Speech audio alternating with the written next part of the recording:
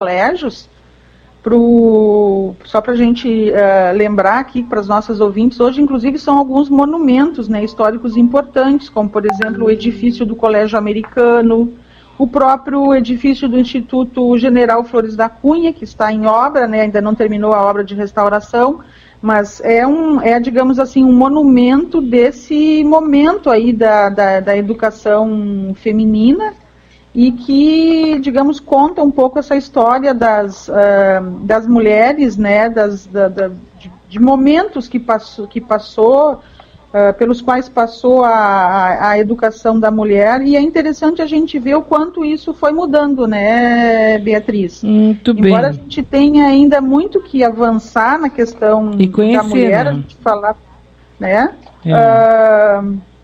Há avanços aí que são realmente inegáveis. E vamos continuar com esse tema, e até para a gente ver se traz esse assunto à baila, mas com uma visão exatamente dessa, porque é uma carga cultural de dominação que começa na base. E claro que a gente só pode ter esse país torto do jeito que tem, né? A gente pode continuar por esse viés aqui. Acho que é um assunto básico, fundamental para a consciência de classe, né? Para a consciência de existir enquanto parte de um sistema, e não apenas como uma espécie assim de sei lá, uma espécie de óleo que mantém o sistema funcionando. É uma peça fundamental do sistema. Sem dúvida, porque manter a mulher também em casa, cuidando da família, foi digamos assim, um baluarte, né, da estruturação da família burguesa, né? Isso é importante também. Era ela que mantinha o homem em casa, mantinha o bom trabalhador saudável, para depois, enfim, ele prestar os seus serviços na fábrica. Tem toda uma construção aí ideológica importante, né, do papel da mulher, do lugar da mulher, que hoje foi rompido completamente.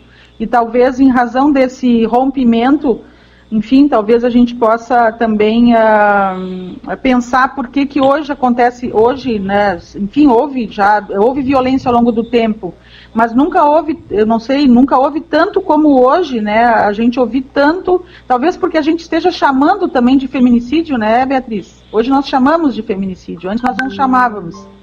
Então, talvez por isso também que hoje tem tanta visibilidade quando acontece um assassinato de uma mulher, por ela ser mulher, né?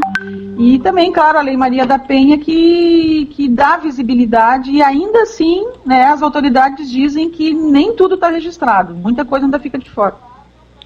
Perfeito, professora, sempre é muito bom falar com a senhora, contigo, é bem bom falar contigo, tá? E a gente volta na sexta-feira que vem a abordar de alguma maneira Porto Alegre com o relacionamento e com a cultura do nosso país, do nosso estado e desse mundo que está mudando de pernas para o ar, né? É, isso mesmo. Obrigada. Obrigada, um bom final de semana a todos. É isso mesmo, né?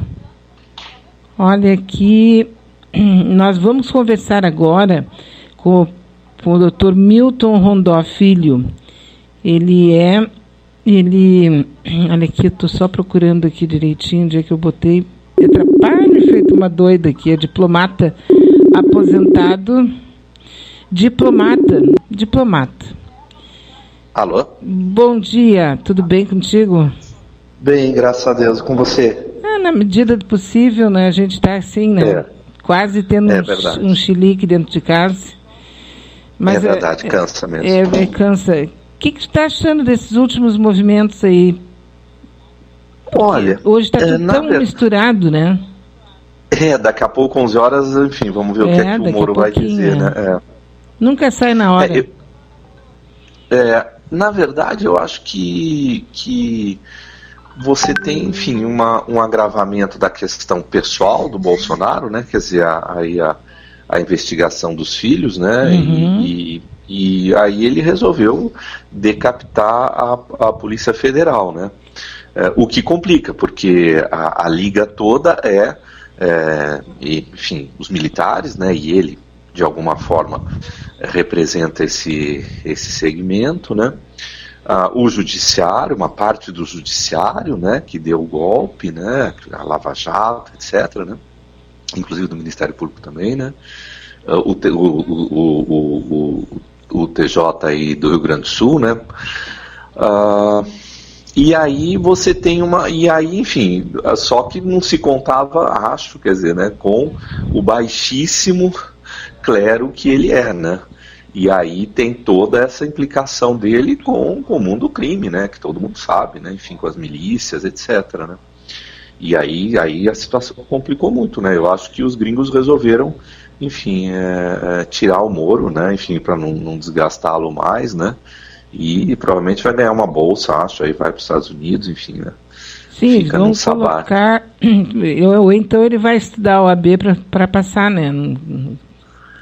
Olha, acho que não, enfim, né? Já não passou 5 vezes, acho que desistiu, né? Acho que não, acho que vai para uma bolsa lá, vai aprender melhor as técnicas dele, mas já sabe bastante, né? Agora, em técnica de política, o cara é um avestruz, né? Não, de política, né? Ele não é político o que eles fazem, né? O Império não faz política, né? O Império faz poder, é uma outra coisa, né? Eles, tanto que foi o que foi essa eleição, é golpe de Estado, é outra coisa, né? Não é que a gente esquece, né, Milton? Por alguns minutos a gente não consegue fazer essa ligação, é golpe de Estado, que tem em andamento. Sim, que é o que eles sempre fizeram na América Latina, né? Se for olhar a história da América Latina, dá mais umas 300 intervenções deles Só que em todos os países da América Latina. Dessa vez, de alguma maneira, tem assim um perfil de dignidade, uma coisa... Mas eles vão tentando aprimorar isso, né? Quer dizer, dos anos 60 para cá, você não pode repetir a mesma fórmula, né? Não pode ser coturno, embora seja, né? Quer dizer, Sim. quem deu o checkmate ali na hora foi aquele general Vilas Boas, que era o chefe do exército, enfim, né? Lógico que eles se valem disso, mas eles vão aprimorando a forma, né? É o que eles podem fazer, o conteúdo é o mesmo de sempre, o império ter acesso enfim, à nossa força de trabalho, aos nossos recursos naturais, etc. Enfim, né? Isso não muda, né? Se bem que dá pra gente dizer, eu acho que é um protetorado aqui, né? No Império mesmo Sim, é uma colônia, isso mesmo é uma colônia. Você vê que o que é o ministro das Relações Exteriores. O que é aquilo, Jesus? Palhaço, né? Então, é isso, quer dizer, porque não tem, até as pessoas falam, eu digo, olha, não faz diferença, porque só tem política externa que é independente, colônia não tem política externa, que história é essa? Então, pode botar o Poodle lá, pode botar o Bananinha, pode botar quem quiser, enfim, não faz diferença. Não vai fazer diferença.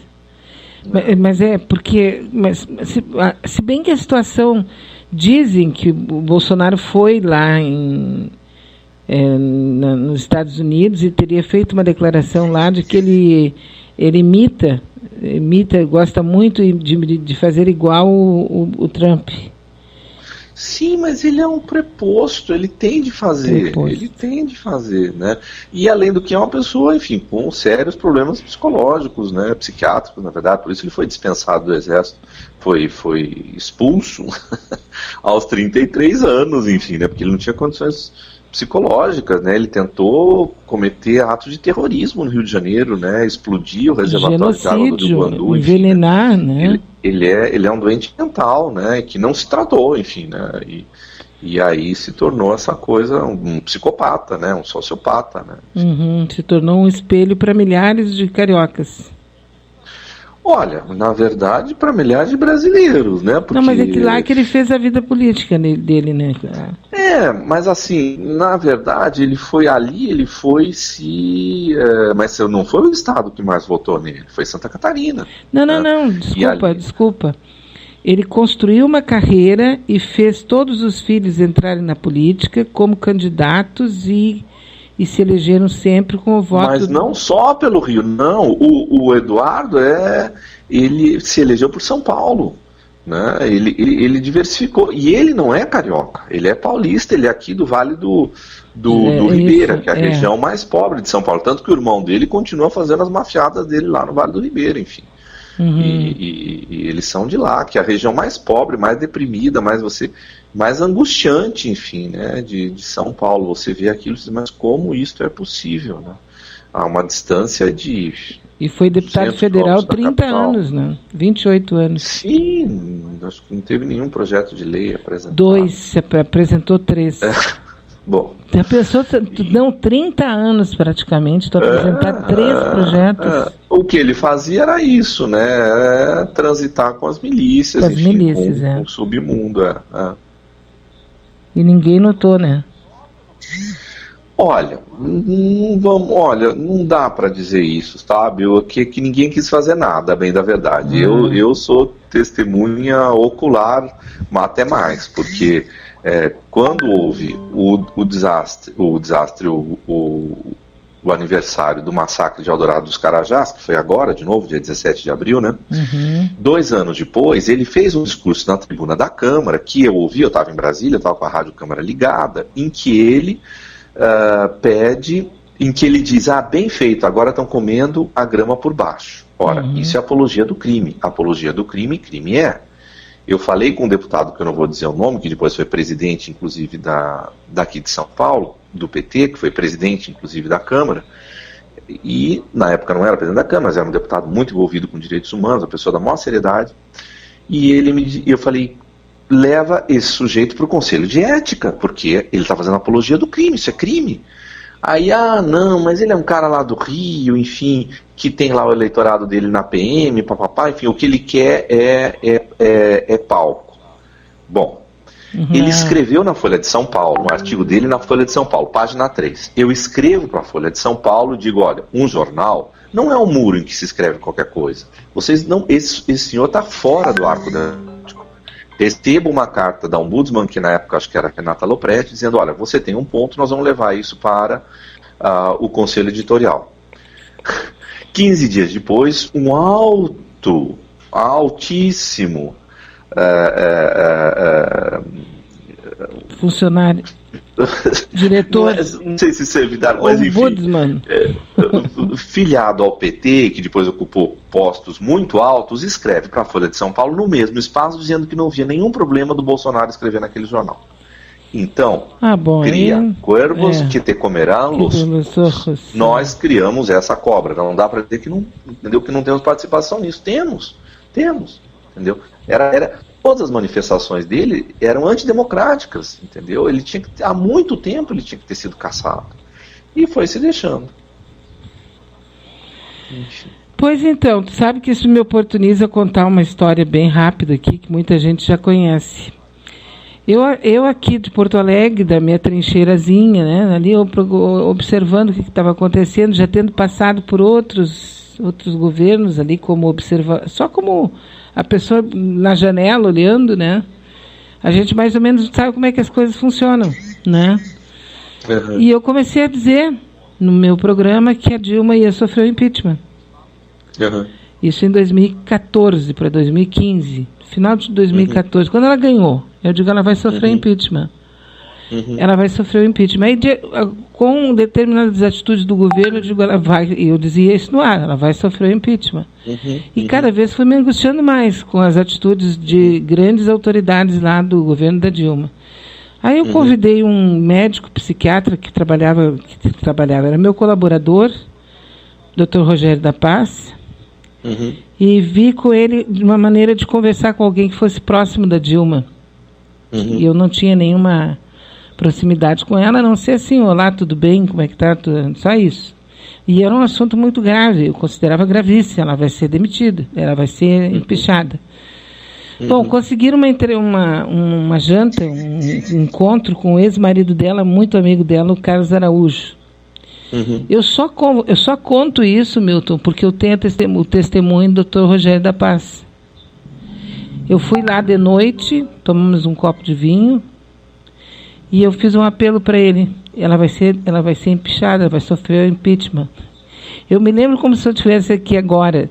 Ele pegou a minha mão, começou a passar a mão dele na minha mão e disse, Dona Beatriz, a senhora se acalme. O Michel é muito amigo da Dilma. Eu digo, não é. Eles estão armando, é traição, ele está fazendo uma traição. O Rogério estava junto comigo, a gente estava tomando vinho, os 3. E ele passando a mão na minha mão e dizendo, calma, dona Beatriz, calma, a senhora está muito nervosa. E eu estava mesmo. Porque eu via daqui de Porto Alegre o que estava acontecendo. Eu digo, mas